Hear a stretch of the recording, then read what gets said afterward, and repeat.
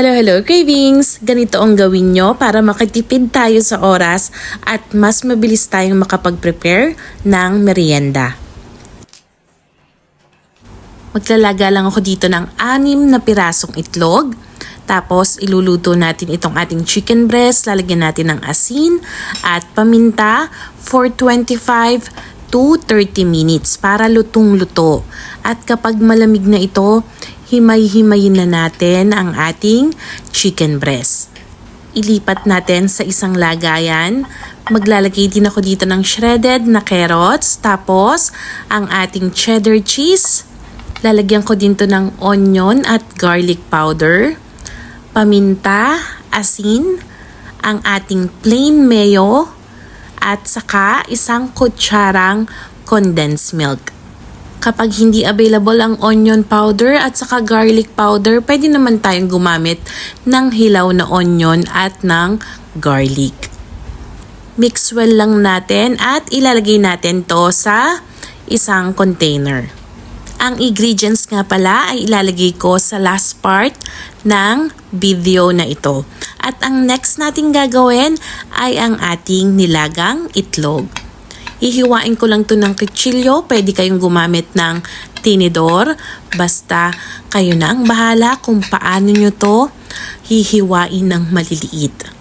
Lagyan natin to ng asin, paminta, onion and garlic powder, mayo, at saka ang ating isang kutsarang condensed milk. I-mix well lang natin. Huwag natin tong i-over mix dahil pwede itong lumabnaw. Then, ilagay na natin ito sa ating container at ang next naman ay ang ating tuna. Ito yung pwedeng palaman at pwede ding pang-ulam.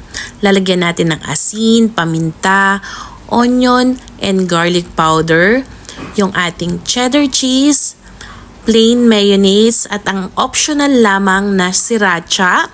Kung wala pong sriracha, pwede nyo na itong i-skip.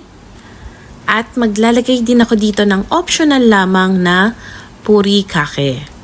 Kung available naman at makakabili kayo ng sriracha at saka furikake, subukan nyo ding lagyan para mas masarap yung ating tuna. Ilipat na natin sa isang container. Hindi kasya sa container ko kaya yung iba ipapalaman na natin sa tinapay.